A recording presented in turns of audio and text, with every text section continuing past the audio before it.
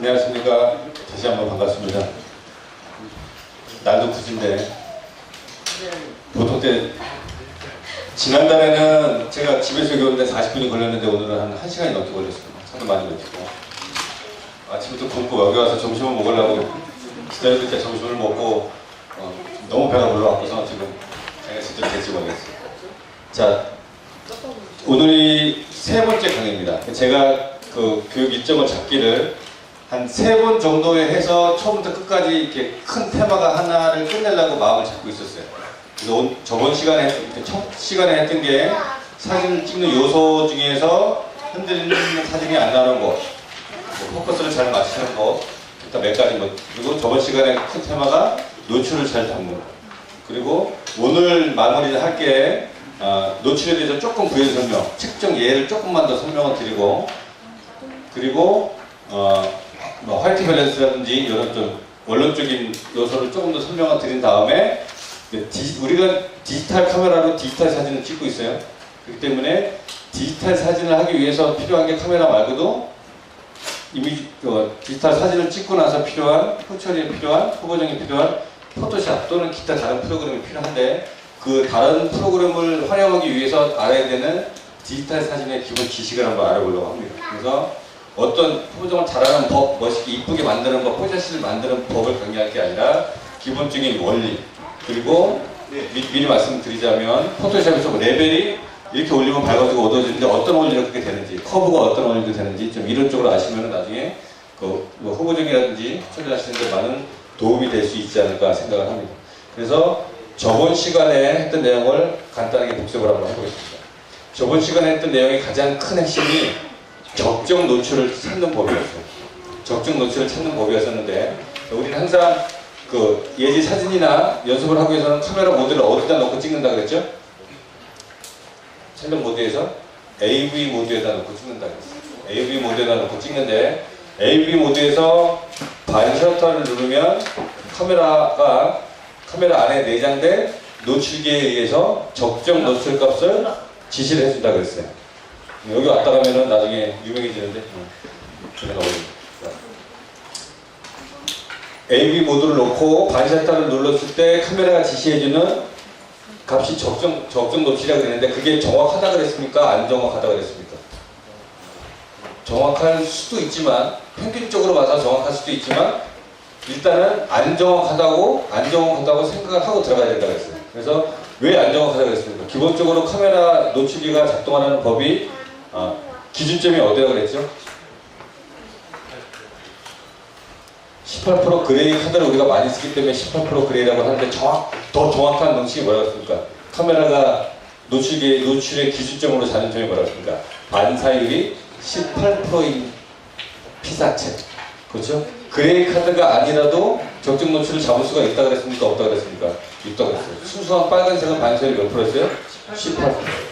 순수한 녹색, 빨강, 초록색은 반사율이 18%. 그러니까 그런 카드로도 적정 노출을 잡을 수가 있다 그랬어요. 근데 왜 그런 색깔 있는 카드를 안 쓴다 그랬죠?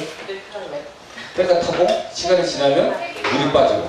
그래서 그레이 카드가 물이 안 빠지기 때문에 그레이 카드를 적정 노출의 기본으로 삼는 거지 18%인 그레이 카드라서 그 적정 노출을 잡을 수 있는 거 아니겠어요? 물론 이제 조금 이따 설명을 드린 화이트 밸런스를 잡을 때는 색깔이 없는 걸 써야 돼요. 그렇죠? 색깔이 없는 걸 써야 되는데 그 화벨을 잘 이용을 하면 나중에 포토샵에서 손을 안 대도 본인의 느낌을 담은 다른 사진을 좀 만들어낼 수 있는 방법도 있습니다. 자, 그래서 그 저번 시간에 배웠던 그레이 카드에 대해서 응용 촬영법을 한번 설명을 드리고 반사판 촬영법을 한번 설명을 드리고 오늘 그 다음 과제로 넘어가도록 합니다. 반사판 있으신 분 잠깐만 좀 해주시죠. 반사판 있으신 분 없으세요? 차에 지금 이 안에서 반사판 갖고 계십니다.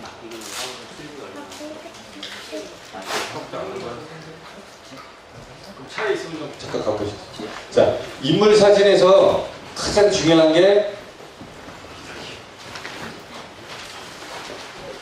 제가 강의를 하면서 무슨 사진을 잘 찍는 법에 대해서 사실 설명을 하나도 안 드렸어요. 그렇죠? 그건 제가 굳이 설명 안 드려도 여러분이 경험과 어떤 감각에서 찍는 법이기 때문에 굳이 설명을 드리자면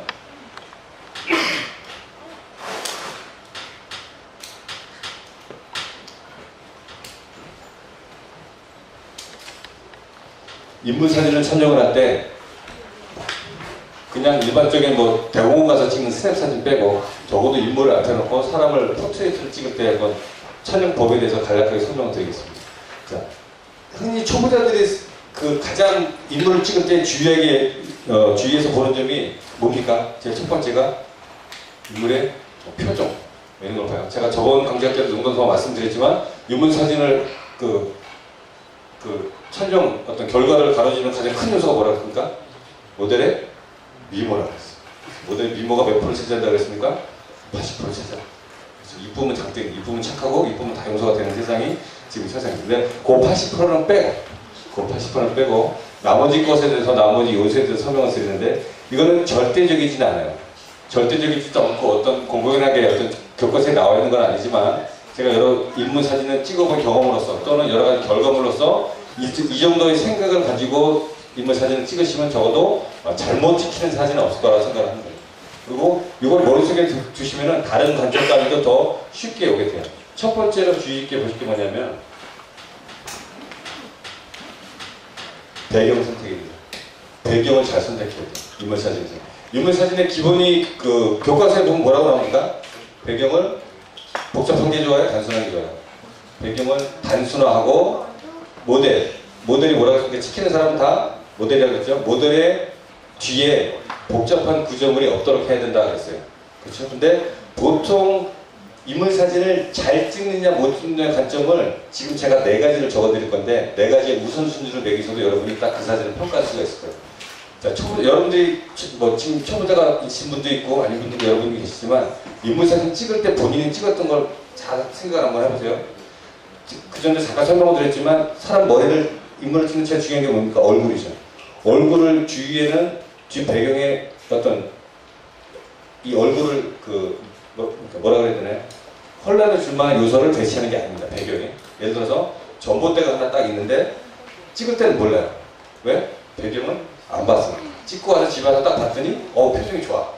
그 표정만 계속 보다가 며칠이 지났어요. 근데 옆 사람이 딱 보더니 야, 다 좋은데 뒤에 전봇대가 뭐냐? 그럼 그때 뭐가 보여요? 전봇대가 보여요. 그리고 푸스에 가서 사진을 다 찍었어. 빛도 좋고 뭣도 좋고 다 좋은데 나무가 뒤에 복잡해. 머리 봤더니 머리 위에 노경이 2개가 제대로 딱 나무가 찍을 때 배경을 봤다는 거예요? 안 봤다는 거예요?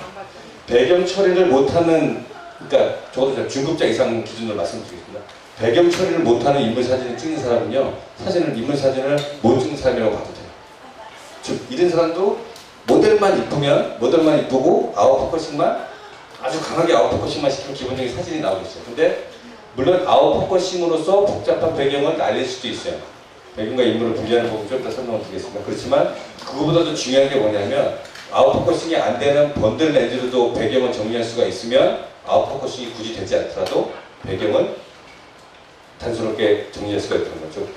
자세히 안 적어드리겠지만 배경은 뭐예요? 단순하고 꼭 단순하지 않더라도 좋아요. 단순하고 제일 기본이 뭡니까? 인물이 주제가 부각될 수 있는 배경을 선택해야 됩니다. 그 다음에 두 번째가 빛입니다. 사진은 흔히 어떻게 얘기합니까? 사진은 빛을 찍는 예술이다라고 얘기해요. 모든 교과서에 보면은 책에 일면에 머릿말에 다 나와 있어요. 빛을 찍는 예술이다 그러고 하는데 모르는 사람도 없고 다 알고 있는데 실제로 사진을 특히 못 찍어요. 왜 못 찍냐면 저는 주로 역광을 좋아하기 때문에 역광에서 많이 찍는 편인데 꼭 역광에서만 사진이 그렇게 나오는 법은 없어요.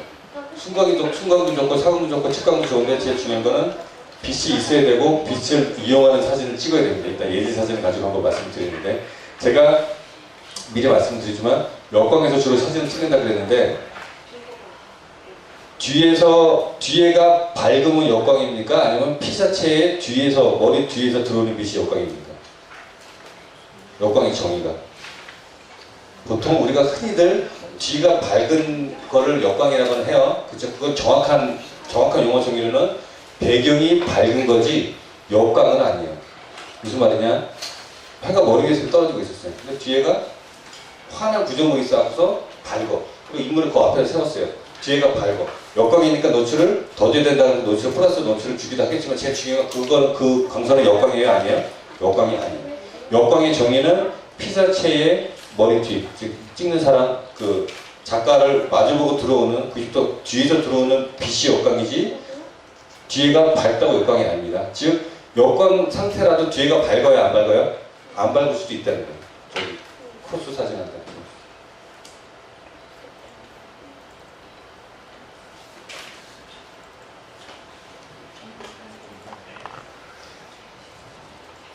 자, 일단 광선만 보면은 광선이 어디서 들어오고 있습니까? 정확한 역광은 아니지만 촬영 시간이 약간 점심때가 돼서 그런데 어디서 들어오고 있어요? 어깨 위, 머리 약간 뒤에서. 그렇죠. 그리고 흔히들 얘기하는 이 정도 테두리 라이트가 따라올 정도 되면 이 귀걸이를 한 부분을 보세요. 광선이 어떻게 됐을까요? 머리 뒤에서 들어왔죠. 이 정도면 역광이라고 얘기합니다. 역광인데 배경이 밝아요, 어두워요? 어둡죠. 역광은 배경이 밝다라는 생각은 버리셔야 돼요. 무슨 말입니까? 역광을 잘못 이해하고 계셨다는 겁니다. 제일 중요한 게 제가 이날 찍은 사진을 몇 장을 쭉 보여드릴 건데 사진은 배경하고 빛하고 어느 게 더 중요한가 생각을 해봤는데 왜 제가 배경을 1번으로 했냐면 해는 뜨는 날도 있고 안 뜨는 날도 있어요. 솔직히 저는 개인적으로 해가 안 뜨면 사진을 안 찍는데 어쨌든 중요한 게 배경을 먼저 선택하라고. 어떻게 선택했습니까? 저는 배경을 어떻게 선택했어요? 어두운 쪽으로 선택을 했어요. 어두운 쪽으로 선택을 하고 배경을 선택한 다음에 일단 빛을 보라고 했죠. 빛이 어디서 보고 있습니까? 인물 뒤에서. 즉 배경하고 인물이 분리가 돼 있어요? 안 돼 있어요? 돼 있죠. 자, 인물이 무슨 색깔 옷을 입고 있습니까? 검정색 옷. 검정색 옷을 입고 있고 배경이 검은데도 불구하고 인물이 잘라다 붙여놓은 것 같이 표현이 딱 됐어요. 배경 인물 사진의 기본은 지금 제가 4가지 말씀드리는 법은 인물 사진을 촬영하는 법이고 여기서 항상 머릿속에 두셔야 될 게 뭐냐면 배경과 모델을 분리를 시켜야 됩니다. 분리를 된다는 게 뭡니까? 뒤가 어두워. 뒤가 어두운데 빛도 없어. 어두운 배경을 선택하라 그래갖고서 어두운데 새카만 옷을 입은 사람을 놓고 그들 속에 쏙 집어넣었어요. 그러면 사진을 찍으면 뭐만 보여요? 머리카락도 묻히고 옷도 묻히고 얼굴만, 어디 동굴 속에서 나온 얼굴만 이렇게. 즉 배경과 인물이 분리가 됐습니까? 안 됐습니까? 안 됐어요. 똑같이 역광은 잘 잡았어. 근데 뒤에가 너무 밝고. 그러면 인물의 빛이 뒤에서 들어올 때 인물의 요 테두리를 영어로 림이라고 합니다. 림. 테두리라는 뜻인데 테두리에 들어오는 빛을 림라이트라고 해요. 림라이트가 살지 않으면 배경하고 모델하고 분리하기가 쉽지가 않아요.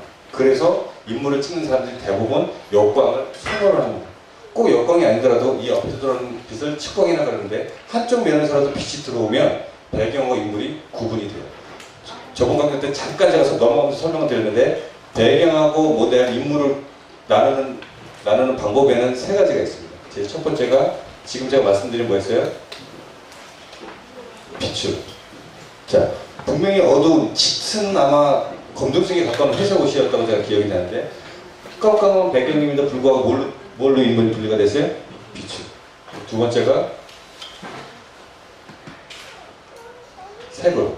제가 저번 강의 때는 검정색 옷을 입었는데 검정색 옷을 입고 여기 화이트보드 앞에 서면 빛이 없더라도 배경하고 인물이 어떻게 돼요? 구분이 확 가죠. 그렇죠? 근데 검정색 검정색 배경인데 검정색 양복을 입은 흑인이 그 배경 옆에 싹 쓰면은 돼요? 안 돼요? 배경이 아닙니다. 눈이 검정색이었으면 어떻게 그랬어요? 눈이 만약에 검정색이었으면 검정색 눈이 왔는데 흑인이 빨간복고 띠가면 빨간복 띠가 보여요? 안 보여요? 안 보인단 말이에요. 제 기본이 배경하고 인물은 분리가 되어 있는 거예요. 첫 번째가 빛이었었고 빛으로 분리한 예전에 여기 보여드렸어요. 두 번째가 색이었어요. 색은 언제 분리합니까? 빛이 없어요. 해가 안 떴어요. 해가 안 떴으면 인물을 배치하는 인물이 하얀 웨딩드레스를 입고 있어요. 그러면 하얀 웨딩드레스를 입고 있는데 2가지 방법이 있어요. 물론 웨딩드레스 입고 있는 신부는 어둡게 찍어도 되고 밝게 찍어도 되지만 일단 하얀 옷을 입고 있는 사람이 있을 때 어두운 배경에다 갖다 놓고 찍어야 인물이 라인이 살아나겠죠. 그래서 빛이 없을 때는 색으로 분리를 하고 나머지가 제일 쉬운 방법이에요. 누구나 할 수 있는 거. 돈만 있으면 할 수 있는 게 뭐죠? 아웃포커싱.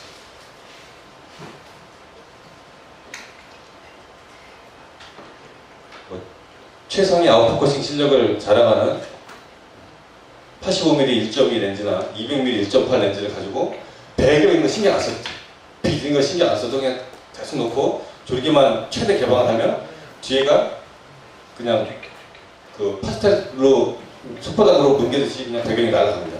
배경이 날아가는데 이런 요소가 구비가 지금 제가 말씀드린 요소가 구비가 되고 아웃포커싱이 들어가면 참 좋은 사진인데 초보자들은 항상 어디부터 생각을 해요? 이런 것들 잘 모르니까 이것만 갖고 생각을 해요. 그러니까 항상 로망이 뭐예요? 8호 점퍼 갖고도 만족을 못해요. 그 0점 몇이라는 그 조리개 숫자 때문에 내가 지금까지 사진을 못 찍은 이유가 뭐예요? 1.2가 아니에요. 1.8이기 때문에. 그 0.6이 무슨 얼마나 큰 차이가 있는지 모르겠지만 경우에 따라서 큰 차이가 있을 수 있어요. 그렇지만 어떤 렌즈든지 간에 제가 아까도 말씀드렸지만 이 사진을 보십시오. 어떤 광각이든 좋고 망원이든 좋고 조리개를 제가 물론 개방을 하긴 했어요. 거기 3.0에 일부러 3.0은 넣은 걸 알고요. 2.8에다 넣으려고 그랬는데 넣다 보니까 3.0이 됐는데 자 본들로 이 사진을 찍었다고 가정을 하겠습니다. 본들이 아웃포커싱이 흔히들 얘기해 잘 되는 렌즈입니까? 안 되는 렌즈입니까? 안 되는 렌즈. 근데 본들로 똑같이 찍었으면 촬영 거리만 조금 어떻게 됐어요? 가까워졌겠죠. 근데 어떤 사진이 나왔을까요? 뒤가 잘 보이는 사진. 근데 잘 보세요. 배경이 아웃포커싱이 돼서 날아갔습니까? 노출차로 어둡게 날아갔습니까? 노출차로 어둡게 날아갔죠. 번들로도 똑같은 사진을 찍을 수가 있을까요? 없을까요? 똑같은 사진을 찍을 수가 있어요. 렌즈로 찍는 사진이에요? 아니에요? 이 사진? 절대 아니에요. 뒤 배경이 있어서 배경이 날아간 사진도 있습니다. 그 사진은 아웃포커싱이 돼야지만 찍을 수가 있는데 이런 류의 배경을 잘 선택하는 거예요. 배경을 잘 선택하는 거는 아웃포커싱 효과도 충분히 늦을 수가 있다는 거예요. 그리고 두 번째가 빛이고 세 번째가 노출이. 저번 시간에 또 설명을 드렸는데 대부분 인물 사진을 찍을 때 초보자가 실수를 어떻게 한다고 했습니까? 노출을 어느 쪽으로 갖고 간다고 했어요? 자꾸 노출을 언더로 갖고 간다고 했어요. 왜냐하면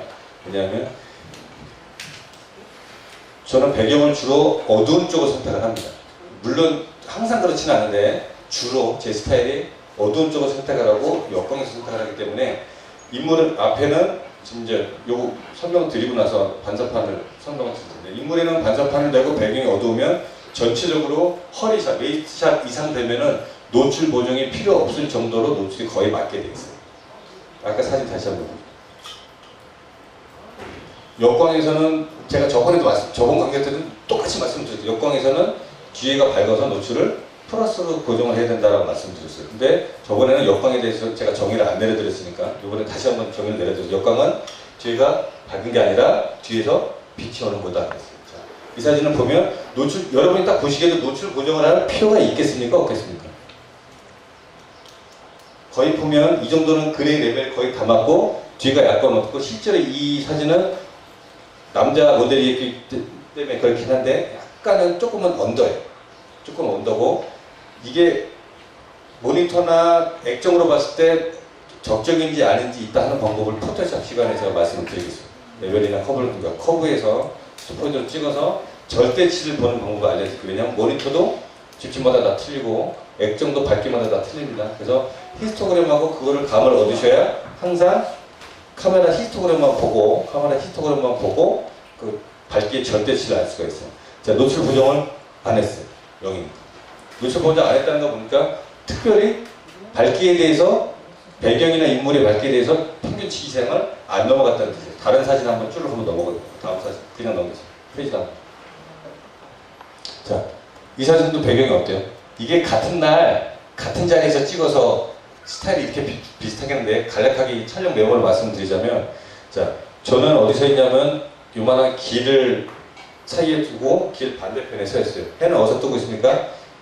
제 반대편 위에서 아래로. 촬영 시간이 11시에서 1시 정도 사이에요.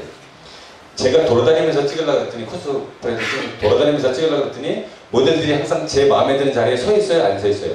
안 서 있어요. 자기네 편한 데서 어디 서 있었다 보니까 그러도 들어가 있고 뭐 그랬더니 제가 여기 딱 서 있고 지나가는 사람마다 괜찮다 싶으면 여기 잠깐만 쓰세요라고 이제 잡아갖고 찍은 겁니다. 그랬더니 배경이 거의 비슷한 데는 그때요. 시간 지금 보면 시간이 어딨죠? 네, 12시 12시 정도 난 12시니까 빛이 머리 약간 뒤에 넘어가요. 자 보시면 뒤에는 아까랑 똑같죠? 배경이 이렇고 이 아가씨 머리 띠하고 이 빛이 조명을 안 받았으면 이런 색깔이 나왔을까요? 안 나왔어요.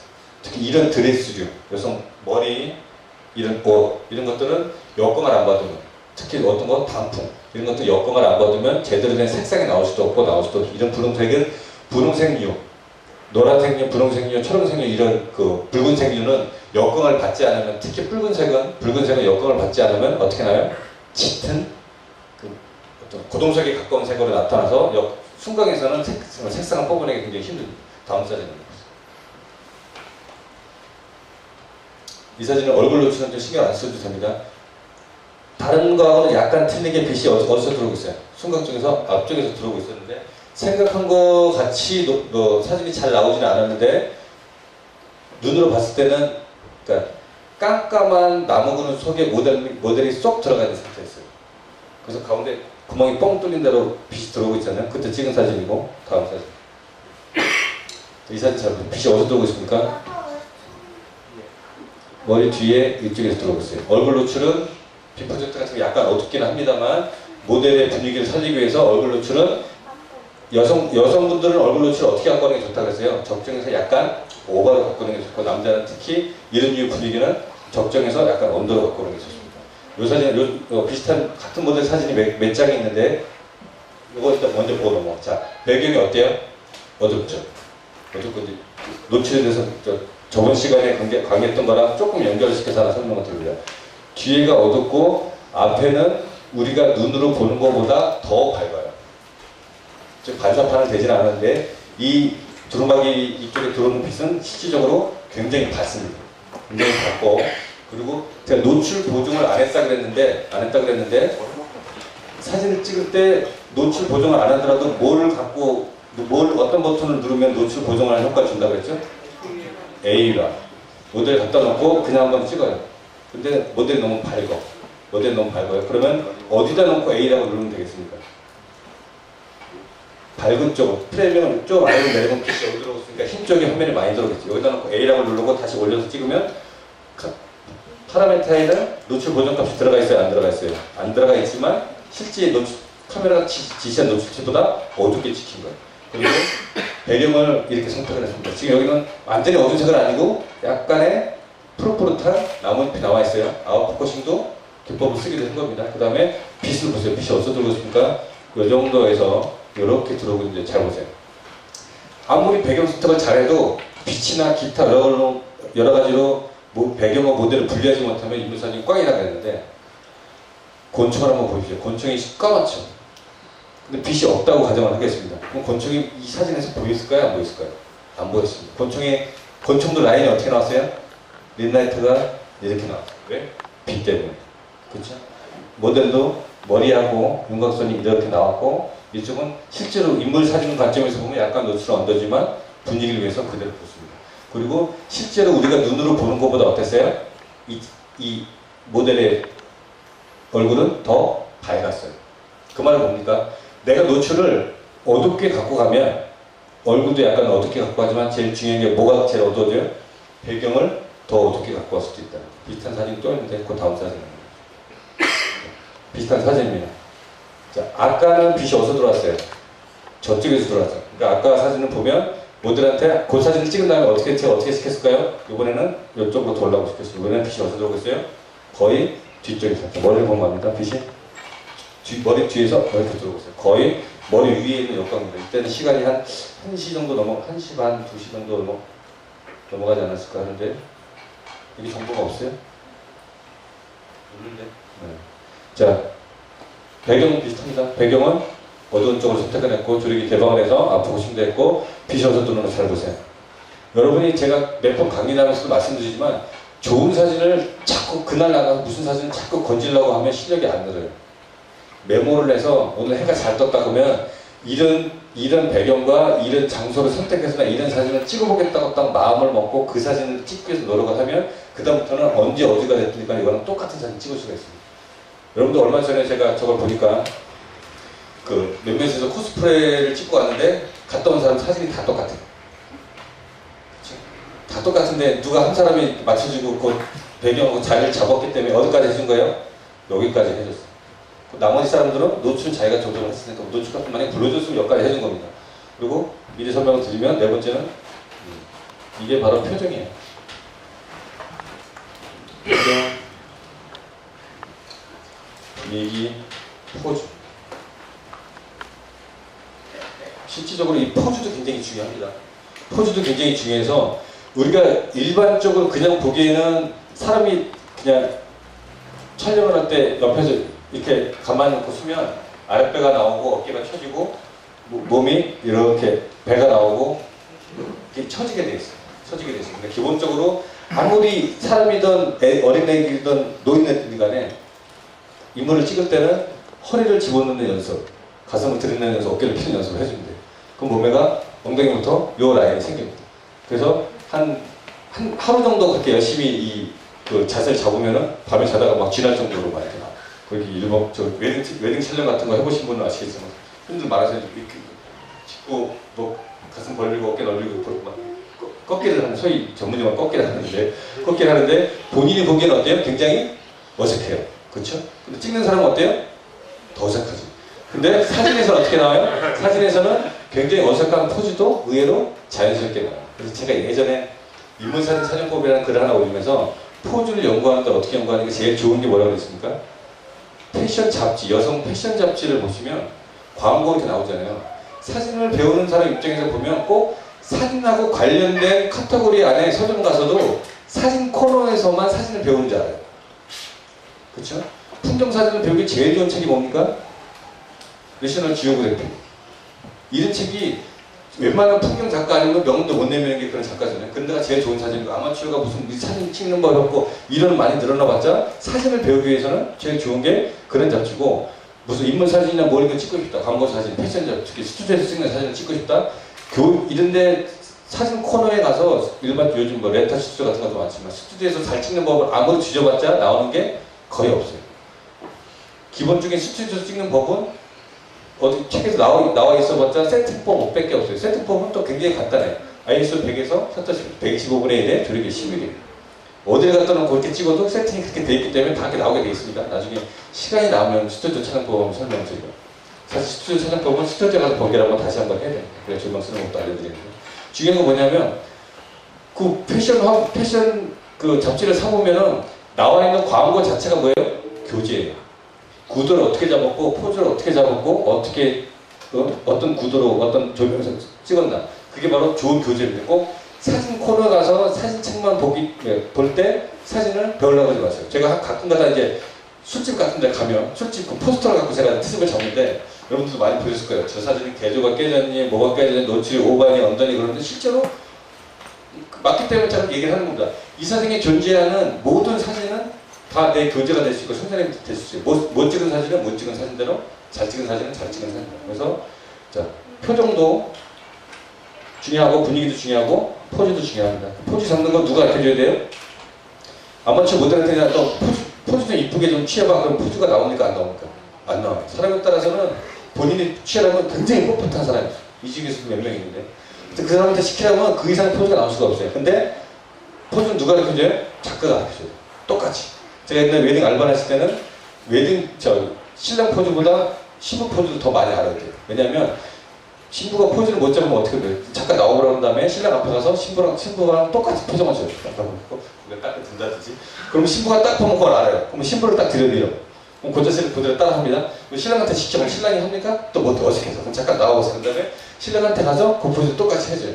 그럼 신랑이 이제 알겠다. 그러면 그 자리를 가서 찍고 그 포즈 그대로 뒤로 가서 딱 찍습니다.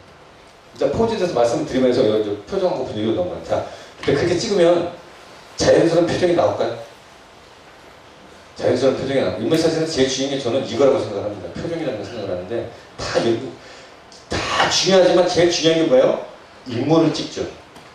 우선순위를 제일 마지막에 뒀어요. 왜 우선순위를 마지막으로 뒀습니까? 저는 사진을 찍는, 제가 감각적인 걸 가르쳐 드리는 게 아니라 뭘 가르쳐 드린다고 했어요?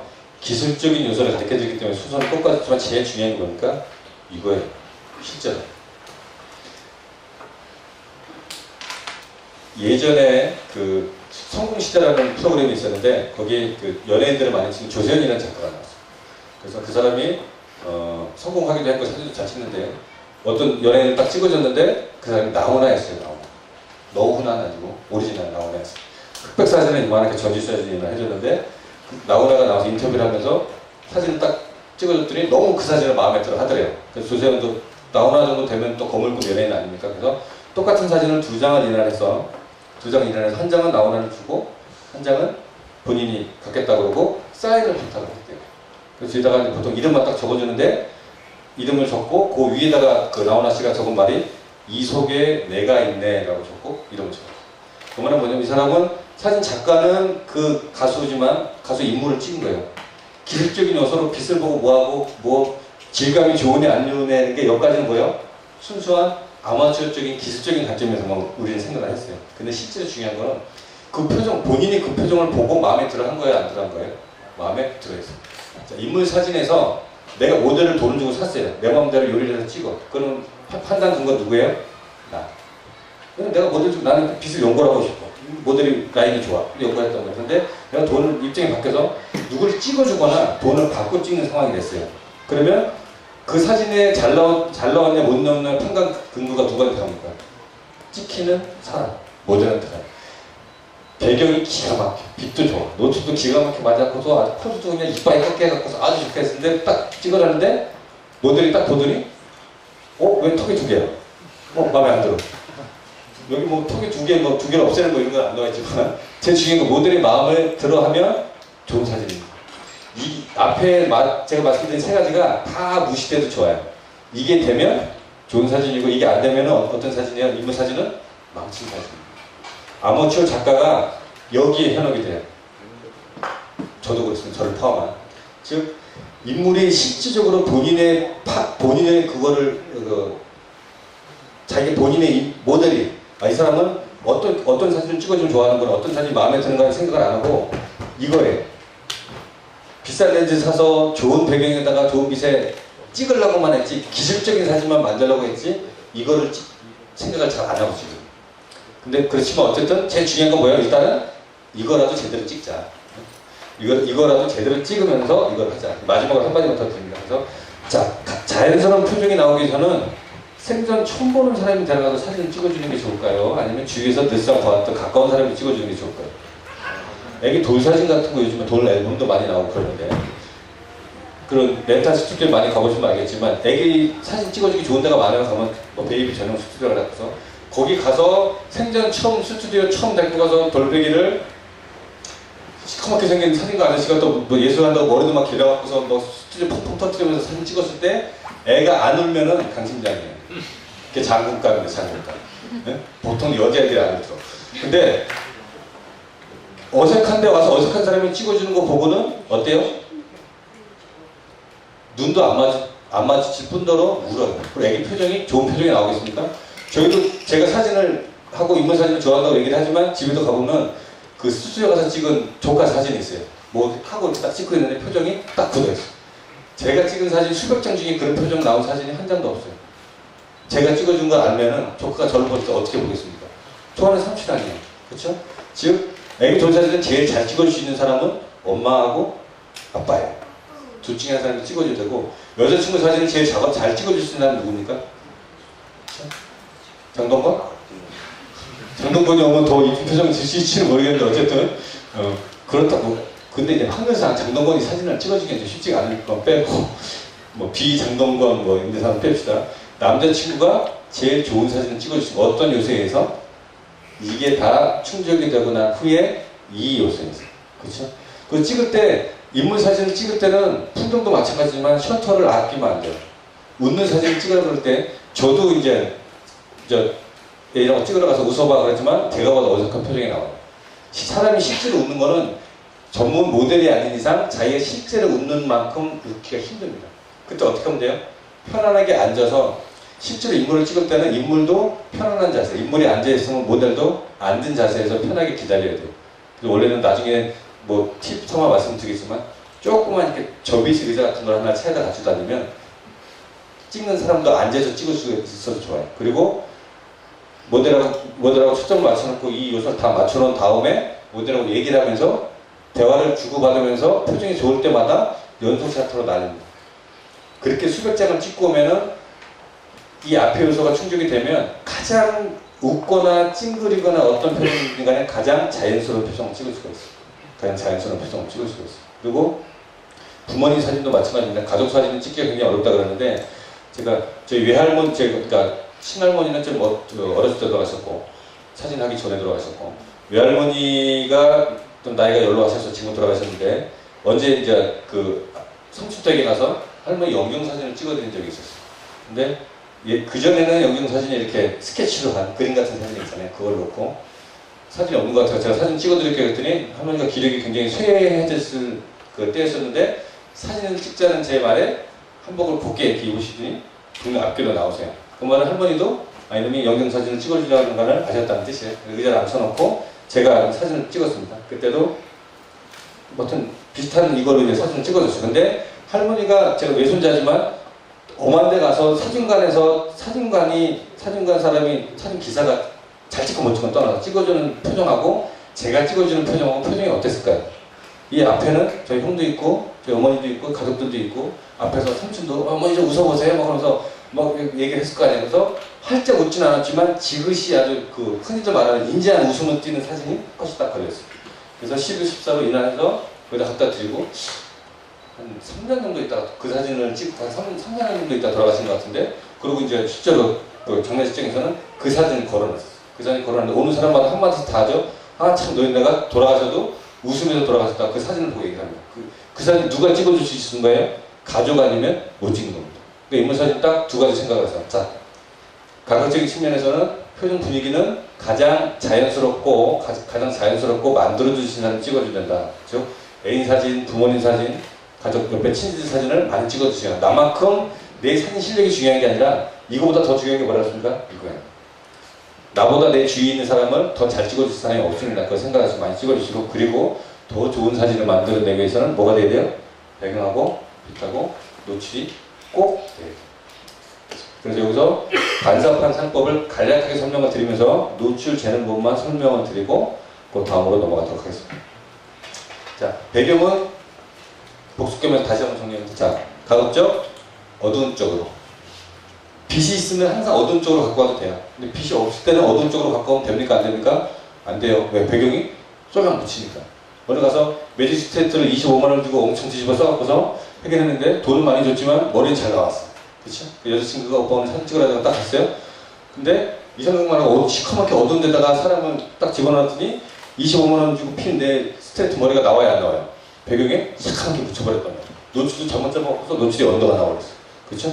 그럼 사진 찍어주고 다른 관점을 보고 또 그날따라 이 사람이 또 만두를 렌즈를 샀네? 아웃포커싱만 보고 좋아해서 야 이거 렌즈 죽이지 않냐고 사진 내밀면 어떡해요?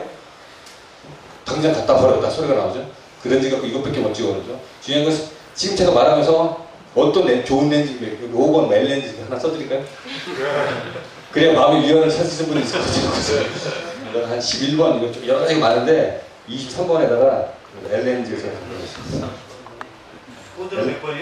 후드는 여기 0번입니다. 후드가 좋아요. 사진은 요번에도 여담입니다만 30대 바꾸신 분들 많은데 30대가 왜 좋아요? 후드가 좋지. 후드가 아니라 스트랩이 좋아요. 사진은 스텝이 굉장히 중요한 요소를 합니다. 사진의 선조서가 제가 뭐라고 그게 농담입니다. 꼭 따라하지 마세요. 후드하고 스트랩하고 가방. 그게 좋으면 사진은 돼요. 이 받는 말은 뭐냐면 사진은 바디도 아니고 렌즈도 아니고 아무것도 아니라는 뜻입니다. 사진은 지금 제가 말한 이런 걸로 찍는 거지 23번의 L렌즈 적어드렸습니다. 이거를 우선순위로 생각하지 마시고 이거는 없어도 됩니다. 그렇죠? 이런 사진을 아까 같은 사진을 찍어놨을 때 같은 조건이라면 L렌즈가 좋겠죠. 그렇죠? 0.2% 3% 이렇게 좋습니다. 웹에서 올리고 있는 거는 전혀 모르고요. 아무리 렌즈가 안 좋아도 나중에 이제 후천이라든지 기타 그런 요소, 뭐 우리가 항상 즐겨 쓰는 니티미지 이런 거 약간만으로도 어떤 렌즈를 쓰는지는 이미 의미가 없어져요. 근데 뭐 때문에 그걸 써요? 메타데이터에 뜨는 85mm의 1.2라는 값 때문에. 그렇죠. 1.2 렌즈 사갖고 6개월 동안에 조리개 조여서 찍으면 그 사람은 신선입니다, 신선. 그래서 인물 사진을 득도 안 해요. 근데 저번 시간에 한번 말씀드렸죠? 200만 원이 넘게 이걸 사서 갯돈을 1년을 넘게 벌는데 8호 1.1을 가지고 조리개 조일 수가 있어요? 죽었다 떼서 1.8만 주면 어떻게 돼? 8호.8하고 똑같이 되는데 이 조리개를 어떻게 조여요? 무조건 켜봐요. 그렇죠? 뭐에 위배된다 그랬습니까? 좋은 사진 찍기 위한 두 번째, 포커싱에 위배가 돼요. 모든 사진이 다 배경이 안 나와. 오늘 아빠가 좋은 렌즈 샀으니까 우리 동물원 좀 한번 갔다 올까? 1.2로 처음부터 끝까지 렌즈 다 찍었어. 어떨 때는 딸내미 아들내미가 아니라 뒤에 따라오는 딸내미는 뒤집 딸내미인지도 몰라. 아웃포커싱 그렇죠? 아웃포커싱은 중요한 요소긴 하지만 언제 써야 돼요? 쓸 때 써야 돼요. 배경 정리가 안 돼. 중요한 인파가 있어 도저히 안 되는 때는 제일 좋은 렌즈가 뭐예요? 만두 같은 85mm. 근데는 필요성에 의해서 쓰는 건 상관이 없는데 남발을 하면 안 되고 이런 아웃포커싱보다 제가 앞서 말한 요소가 사실 좋은 사진 찍는데 더 도움이 되는 거죠. 자, 저번 시간에 제가 그레이카드 좀 싼 펌프였어요. 제가 비싼 펌프 별로 안 쓰는데 싼 펌프 들여갖고 여러분들이 좀 그레이카드를 많이 구매하셨는데 그레이카드 얼마면 끝나요? 3,000원, 2,000원? 3,000원이면 끝납니다. 좋은 거 사셔도 만 얼마, 14,000원 안에서 끝나고. 예, 그레이카드들 많이 사셨나요? 아니요. 저작권이 있기 때문에 다른 분은 저기다 대고 찍으시면 안 됩니다. 이게 흔히들 말하는 반사판입니다. 이게 1m 20짜리인데 굉장히 큰 걸 사셨는데 반사판은 조그만 거 하나, 큰 거 하나 사십시오. 제가 제 차를 안 갖고 왔기 때문에 반사판이었는데 반사판을 사실 때는 자 앞에가 이게 실버라고 합니다. 반짝반짝 빛나는 게 실버면 그리고 뒤에가 골드가 있고 화이트가 있는데 실버하고 화이트를 사세요. 그리고 우리는 동양인이기 때문에 골드로 인물 사진을 비칠 일이 많지가 않아요. 근데 하얀 백인종을 아침에는 색온도가 어떻게 됩니까? 낮에요, 높아요? 둘 중에 하나인데 잘못 찍은 사람이 있죠. 색온도가 높아요. 높아서 무슨 빛이 돕니까? 푸른빛이 돌아요.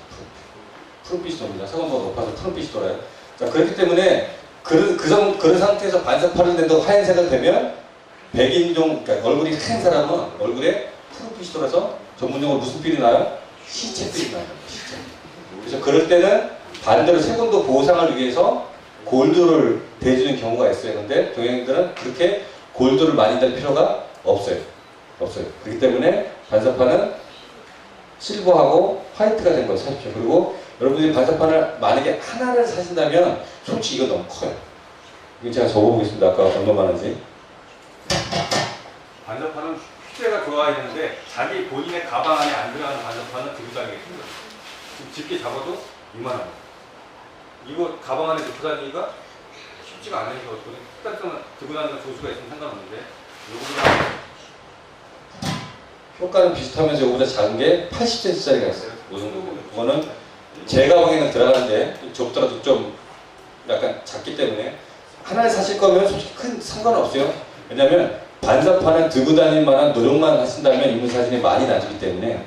근데 저는 미리 말씀드리자면 요 크기가 2개, 80짜리가 1개가 있습니다. 3개가 있어요. 반사판 경우에 따라서는 1개보다는 2개가 낫고 2개보다는 3개가 나요. 그리고 반사판을 들이대고 인물 노출을 되는 법을 한번 설명을 드리겠습니다. 지금 아까 그 사진 한번 남자 이 사진 예를 한번 드리겠습니다. 자, 이 사진은 무시하시고 지금 빛이 저쪽 뒤에서 모델 쪽으로 들어온다고만 가정만 하겠습니다. 자, 그러면 반사판은 항상 빛을 반사시켜야 되죠. 빛을 반사시켜야 되는데 빛이 없는 날도 반사판을 쓸 수가 있어요. 그렇죠? 반사판을 쓸 수가 있어요. 반사판을 쓰면 좋은 점을 몇 가지만 설명을 드리겠습니다. 제일 첫 번째가 여성분들이 좋아하는 거기도 한데 흐린 날에도 반사판을 대는 게 뭐냐면 제일 첫 번째 요소는 뒤에서 빛이 들어와서 립라이트가 아무리 잘 나왔다 치더라도 배경이 밝은 게 좋다 그랬어요? 어두운 게 좋다 그랬어요? 특히 이렇게 인물이 밝은 옷을 입고 있어요. 결혼식 야외에서 찍을 때 하얀색 웨딩드레스가 잘 보이는 배경은 뭐예요? 하늘색보다는 어두운 색이에요.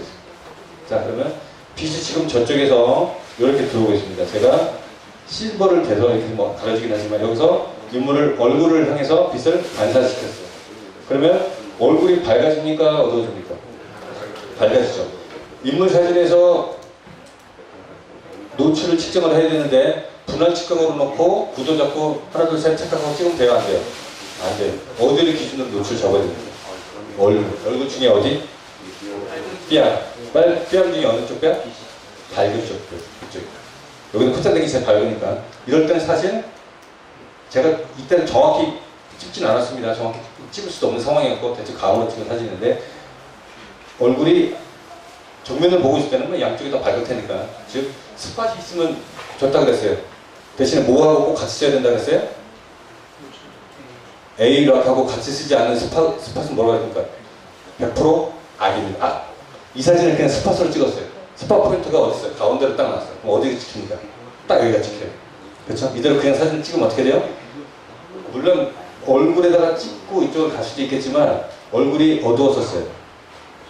반사판을 뭐 됐건 안 됐건 이 상태가 그대로 그 상황이 있다고 가정하겠습니다. 여기서 반사판을 누르고 밀려가서 찍으면 어둡죠. 어둡기 때문에 이게 얼마만큼 밝게 찍혀요? 18% 회색만큼 밝게 찍힙니다. 그럼 이 사진이 어떻게 됐을까요? 뒤부터 인물이 허옇게 떠버려요. 그때 항상 밝은 쪽 뺨을 기준으로 노출을 재고, 야, 내가 지금까지 사진을 못 찍는 이유가 뭐였어요? 스팟이 없었어. 그렇죠? 그럼 뭘 사야 돼요? 얼른 가서 어디가 더 비싸니까 뭘 사야 돼요? 30D를 당장 사세요. 그렇죠? 그렇지만 스팟이 장점이 뭡니까? 조금 뒤에 떨어져서도 일부분을 잡을 수가 있다는 거고, 스팟이 없으면 어떻게 해요? 조금 더 가까이 가서 부분 측광으로 놓고 얼굴에다 놓고 뭘 눌러야 돼요? A락을 누르고 뒤에 와서 찍으면 된다 그랬어요. A락을 한번 눌렀을 때 유지되는 시간이 몇 초였어요? 6초. 자, 반사판을 대니까 결과적으로 얼굴이 밝아졌어요. 근데 제일 중요한 겁니다. 반사판을 댔을 때 얼굴이 밝아지면 돼요, 안 돼요? 사진에서. 무슨 말입니까? 얼굴은 항상 적정 노출로 나와야 돼요. 그 말은 뭡니까? 얼굴이 밝아진 만큼 노출을 제대로 재야 된다는 뜻이에요. 그 말은 얼굴이 밝아진 만큼 배경은 어떻게 됩니까? 어두워져요. 제가 반사판을 2개, 3개를 갖고 다니는 이유가 뭡니까? 아무리 해도 배경이 안 어두워지는데 여기서 찍어야 돼요. 그럼 어떻게 돼요? 센 빛을 이쪽에서 하나, 둘, 3개를 갖다 드려야 됩니다. 그러면 노출이 많을 경우에는 투스톱까지 올라가요. 어디가 투스톱이 올라갑니까? 여기가. 노출 어디를 기준으로 돼요? 여기를 재요. 그럼 배경은 어떻게 돼요? 투스톱 아래로 떨어지죠. 배경은 반사판을 어느 데 쓴다? 얼굴을 밝게 만드는 걸 수도 있어요. 그렇죠? 부족한 빛을 얼굴을 적정 노출, 왜냐면 셔터 스피드도 벌어야 되니까 얼굴을 밝게 해주는 역할을 쓰기도 하지만 또 다른 목적이 뭐예요? 반사판은 배경을 어둡게 만들어줍니다. 그렇죠? 굉장히 중요한 겁니다. 그래서 노출에 대한 정확한 개념이 없으면 반사판을 줘도 못 써요. 왜 못 쓰냐? 반사판을 잘못 쓴 예를 보겠습니다. 반사판을 딱 들이댔을 때 누가 옆에서 딱 보고 사진을 딱 보자마자 반사판 들이댔네? 딱 알아요. 초보자가 봐도 알아요. 어떻게 사진 찍었길래 그랬습니까? 멀찌감치 떨어져서 분할 측정으로 그냥 찍으면 어떻게 돼요? 얼굴만 밝아졌는데 분할 측정으로 그게 적용이 돼야 안 돼요? 안 돼요. 그러니까 어떻게 돼요? 얼굴만 달덩이야. 그렇죠? 얼굴만 달덩이니까 노출을 어디 잡았어야 돼요? 얼굴을 기준으로 잡고 뒤로 물러나서 찍었으면 배경이 그만큼 어두워지고, 즉 얼굴만 봐서는 반사판이 됐는지 안 됐는지 알아야 돼요? 몰라야 돼요? 몰라야 돼요. 얼굴만 보고 반사판 되는지 알면 일단은 불합격. 잘못 찍기 시작합니다. 왜? 불합격이 게 뭐예요? 노출 측정이 잘못됐다는 거예요. 그렇죠? 그리고 두 번째, 잘못된 예입니다. 반사판을 받치기 귀찮다고 이 아래쪽에서 이렇게 됐어요. 아래쪽에서 되면 특히 센 날, 빛이 센 날은 이거랑 같이 설명드립니다. 실버하고 화이트가 있다 그러는데 어둡거나 빛이 약하거나 오후가 되는 여건에서는 실버 쪽으로 쓰시면 돼요. 그리고 강한 직사광선이 내리는 날은 이것만 돼도 노출이 한 스톱에서 한 스톱 반이 올라갑니다. 그래서 일단은 여광에다 놓으면 모델이 해를 보고 찌푸리지는 않는데 실버를 비치면 이 빛에 눈 찡그러져요. 그렇기 때문에 화이트 쪽을 쓰고, 자, 환한 날 실버를 갖다 놓고서 받치기가, 왜냐면 조수가 없으니까 어떻게 돼요? 아래쪽에다 놓고 이렇게 찍었단 말이에요. 보통 이 자세로 찍는데 이렇게 딱 찍었어요. 그럼 빛이 어떻게 갑니까? 아래에서 위로 가요. 아래에서 빛이 위로 가면 제일 첫 번째 찍다 보니까 자세가 또 어떻게 돼? 이렇게 낮아져. 인물이 서는데 어디가 보입니까? 빛이 어디로 들어가요? 콧구멍으로 들어가요. 콧구멍으로 들어가서 콧구멍이 환하게 나옵니다. 일단 그거 별로 안 좋고, 빛이 아래에서 위로 들어가면 여성분들 마스카라 이렇게 잘 하고 왔는데 이쁘게 오늘따라 마스카라가 두툼하고도 길쭉하게 잘 올라갔어요. 강한 빛이 아래에 되면 그림자가 어떻게 생깁니까? 마스카라 그림자가 무주해집니다. 그렇죠? 위에서 아래로 지는 약한 애 그늘이 생기면은 자연스러운데 반사판이 되더라도 너무 센 빛을 대면 돼요? 안 돼요? 안 돼요. 그때는 실버가 아니라 화이트를 대고, 그래도 가까우면 어떻게 됩니까? 더 뒤로 물러나면 돼요. 그렇죠? 빛은 거리에 제곱의 반비례해서 밝아지거나 어두워집니다. 아시죠? 조금 더 가까워지면 노출이 어떻게 올라간다는 뜻이에요? 더블로 올라간다는 뜻입니다. 뒤로 물러나면 금방 더 떨어지고. 그렇기 때문에 지금 반사판을 대더라도 못 되는 예를 지금 제가 말씀 계속 드리고 있는데 얼굴 환하게 노출이 올라왔어. 그래서 두 스톱이 올라가서 배경 두 스톱이 줄었네 좋게 찍었는데 집에 와서 보니까 얼굴이 판판해요. 그 말은 무슨 뜻이에요? 얼굴이 노출 올라가는 것만 생각하고 가까운 데서 세게 들이대니까 어떻게 돼요? 얼굴에 윤곽이 없을 정도로 이렇게 왔단 말이에요. 즉 그림자가 옆광이라든지 위에서 떨어지는 그림자가 있는 듯 없는 듯 아니면 윤곽이 살짝 나타나주기에 항상 45도 옆에서 얼굴 높이에서 이렇게 들이댑니다. 여드름이 하나 제대로 딱 났어. 제대로 딱 났는데 아래에서 이걸 딱 비치면 그림자가 어디로 생겨요? 여드름 하나가 딱 있으면 포토샵에서 힐링 브러쉬 한 방이면 바로 사라집니다. 그렇죠? 근데 거기다 반사판을 아래에서 세게 대놓으면 그림자가 어떻게 생겨요? 위로 길게 생겨갖고서 힐링 브러쉬로 제대로 또 안 돼요. 그렇죠? 여기 뭐 이상한 칼자국이 막 난다고. 그렇죠? 그리고 또 바로 옆에서 딱 됐어요. 그럼 어떻게 돼요? 그림자가 이번에 여드름이 옆으로 생겨요. 그래서 얼굴이 트러블이 많을 때는 앞쪽에서 대대, 양쪽에서 두 배를 되는 게 좋고 가까이 15도 방향에서 이렇게 됩니다. 그리고 보통 특별한 경우가 아니면 45도 근방에서 모든 사진의 기본입니다. 특히 이 사진은 얼굴이 양쪽 다 밝으면 돼요? 안 돼요? 안 됩니다. 둘 중에 한쪽이 밝게 한쪽 45도 방향에서 얼굴만큼 들어주면 돼요. 그리고 두 번째가 뭐냐면 반사판을 쓰면 좋은 게 반사판을 들이대면 얼굴에 뭐가 생깁니까? 캐치라이트라고 그러죠. 얼굴에 반사판을 들이댄 동그란 모양이 생겨요. 동그란 모양. 그래서 여성분들 흔히 전문용어로 뭐라고 해요? 그런 분을 캔디 눈이라고 그러는데 캔디 만화 보셨어요? 기억나십니까? 외로워도 슬퍼도 나를 안 오는데 눈을 보면은 안에 캐치라이트가 몇 개가 잡혀있어요? 3개. 3개, 4개, 5개가 잡혀있어요. 지금 와서 보면 참 조명을 많아지만 조명을 어떻게 썼길래 저렇게 나오나 생각을 하는데 여러분들 드라마를 보잖아요. 사진을 하는 사람은 드라마나 영화나 뭘 보더라도 사진적 관점에서 봐요. 밤에 드라마 찍는 장면을 참 한번 유심히 보십시오. 그러면 뒤에서 조명을 어떻게 했고 어떤 쪽에다 림라이트 두고 앞에다가 조명이 몇 개가 있고 반사판이 몇 개가 있고 다 보입니다. 눈을 잘 보시면 돼요. 즉 반사판을 동그란 걸 하나 되면 어떻게 돼요? 얼굴이 동그란 게 하나가 생기고 두 개를 되면 두 개가 생기고 세 개를 되면 세 개가 생기고 예전에 저 과천문기 때 제가 반사판 3개 들고 서 있었던 거 기억하세요? 네. 인물 앞에다 놓고 얼굴에 피치라이트가 몇 개가 생기겠습니까? 3개가 생기고 그리고 인물 눈동자 당연히 잘 봐야 돼요. 작가가 잘 알려. 반사판은 3개 되더라도 눈동자를 약간만 왼쪽으로 돌려도 검은 동자에 캐치라이트가 들어가요? 안 들어가요? 안 들어가죠? 반사판을 들어댔을 때 반사판이 얼굴에 오는 것만 중요한 게 아니라 캐치라이트가 들어오는 방향까지도 봐줘야 돼요. 그러니까 인물을 찍을 때 생각해 줄 게 얼마나 많습니까? 배경도 잘 골라야지. 빛도 잘 봐야지. 빛에 따라서 반사판도 잘 되고 반사판 되는 얘기를 한 10분 정도 하고 있는데 반사판도 잘 돼야지. 또 거기다가 노출도 잘 돼야지. 캐치라이트도 잘 잡아야지. 표정 보고 분위기까지 잡아야지. 그래서 반사판도 없고 조수도 없고 아무것도 없어요. 그럼 캐치라이트라도 잡아야 돼요. 그럼 어떻게 합니까? 뒤에서 스트로보를 약하게라도 터트려줘요. 정 안 되면 어떻게 돼요? 사진 찍고 나서 포토샵에서 다른 사진 캐치라이트라도 따라 갖다 붙여야 됩니다. 그래야 사진이 생기가 돌아요. 인물의 눈이 캐치라이트가 들어가야 생기가 돕니다. 그렇죠? 그래서 지금까지 노출에 대한 얘기 간략하게 설명을 드리고 노출에 대한 간략하게 설명을 드리고 인물 사진의 법을 설명했다기보다는 인물 사진을 찍는 예를 가지고 몇 가지 노출에 대한 실예를 좀 설명을 좀 드렸습니다. 그래서 한 5 정도 시간이 남았는데 요거에 관련돼서 혹시 질문이 있으신 분은 질문을 한번 해주세요. 태엽과 좀 시간이 남았죠? 요거 나온 김에 렌탈 스튜디오에서 사진 찍는 요령 간략하게 한번 설명을 드리겠습니다. 스튜디오를 갔어요.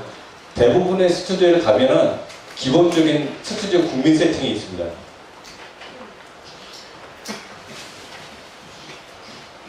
이거는 예전 필름카메라 시절부터 공이 쓰인 건데 여러분들이 거기 가실 기회가 많으실 테니까 조명이 결코 어렵지가 않아요. 어렵지 않고 5분 안에 설명이 다 안 되겠지만 기본적으로는 ISO는 항상 100입니다.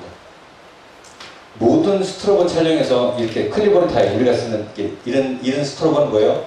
항상 어떻게 사용한다고 했습니까? 보조 조명으로 쓰는 거지 이게 주 조명이 아니에요. 그렇죠? 근데 실내 스튜디오에서 스튜디오 조명 장비를 가졌을 때는 주 조명이 뭡니까? 100% 스트로보예요. 그렇기 때문에 ISO 항상 노이즈 측면에서 100에다 넣습니다. 그리고 조리개는 경우에 따라 틀린데 지금 제가 말씀드리는 거는 지속광이 아니라 순간광, 스트로보를 쓸 때 말씀드립니다. 그리고 저기서 렌탈 스튜디오 가시더라도 지속광에서 사진 찍기보다는 스트로보광에서 찍는 거 연습을 하시고 사진을 잘 찍으면 훨씬 더 이쁘게 나오고 좋은 사진이 나옵니다. 보통 12D 기준이에요. 그리고 셔터 스피드 값은 125분의 1초입니다. 이렇게 노렸다고 본인의 셔터 스피드가, 동조 스피드가 60분의 1인데 이렇게 놓으면 어떻게 해요?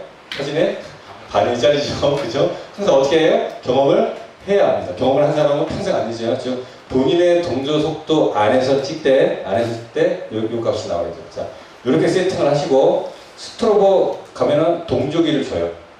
동조기가 뭡니까? 거기 위에다가 조금만 딱 꽂으면 내가 찰칵 누르면은 동조가 된다는 뜻이에요. 동조기를 꽂지 않고 모델을 세우고 한 번만 딱 찍습니다. 그러면 어떻게 나와야 돼요? 스트로보가 안 터진 상태예요. 그럼 어떻게 나와야 됩니까? 새카맣게. 제일 좋은 스튜디오는 동조기를 안 쓰고 요 세팅으로 놓고 모델을 딱 찍었을 때 조명지가, 배경지가 하얗든 까맣든 무슨 색이든 간에 아무것도 안 나와야 돼요. 새카맣게. 그 말은 뭐예요? 주위에 잡광이 없는 스튜디오의 뜻입니다.